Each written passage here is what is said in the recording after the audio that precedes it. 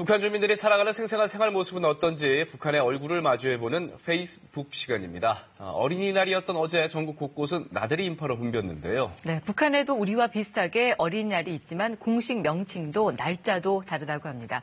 북한 전문 매체 데일리 NK 강미진 기자와 함께 닮은 듯 다른 북한의 어린이날에 대해 얘기 나눠보겠습니다.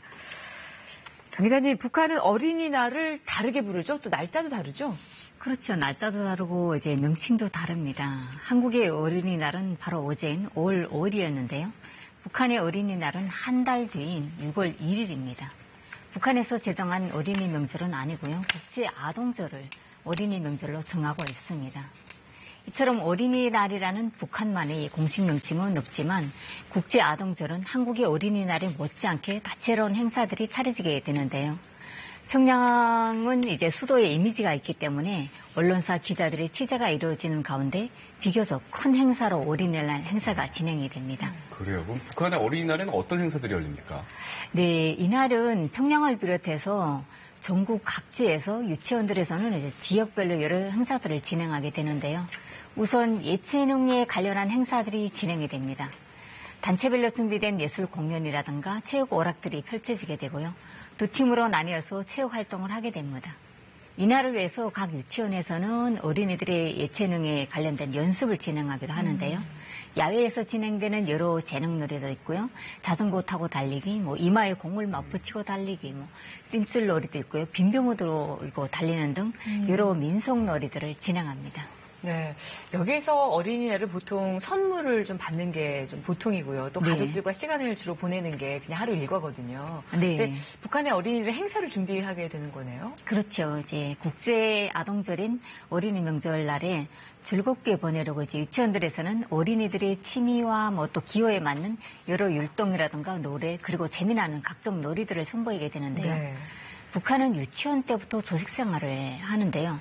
몸에 밴 집단 생활로 어린이가 아니라고 할 정도의 실력을 발휘하게 되는 겁니다. 그리고 유치원들끼리 경쟁 의식이 있어서 더 잘 준비하려고 노력을 합니다. 이날을 위해서 수일 동안 준비하기도 한다고 합니다. 부모들은 자녀들이 선보일 재능을 위해서 밤낮으로 정성을 쏟기도 하는 거죠. 통일과 관련한 놀이도 있다고 하던데 어떤 놀이예요? 네, 일부 지역에서는 통일놀이가 유행일 정도로 일반화되고 있는데요. 실제 곳곳에 이름 있는 유치원들과 심지어는 농촌 지역에 있는 유치원들에서도 통일열차 놀이가 그려진 그런 포스터들이 유치원 내에 설치되어 있고요. 실내 유치원에서 진행하는 프로그램을 통해서 평양, 부산 열차 놀이도 진행하고 있다고 합니다. 이전에는 한국의 지명을 아는 어린이들이 별로 없었다면 지금은 서울과 부산, 제주도 일부 지역들의 지명을 자연스럽게 말할 정도로 어린이들이 한국에 대한 인식도 바뀌고 있다고 합니다. 네, 이런 날 유치원에서 어린이들에게 상장도 주거든요. 그리고 모범 어린이 그래서 이렇게 칭찬도 해주고 이러는데 북한에서는 어떤가요? 북한도 마찬가지입니다.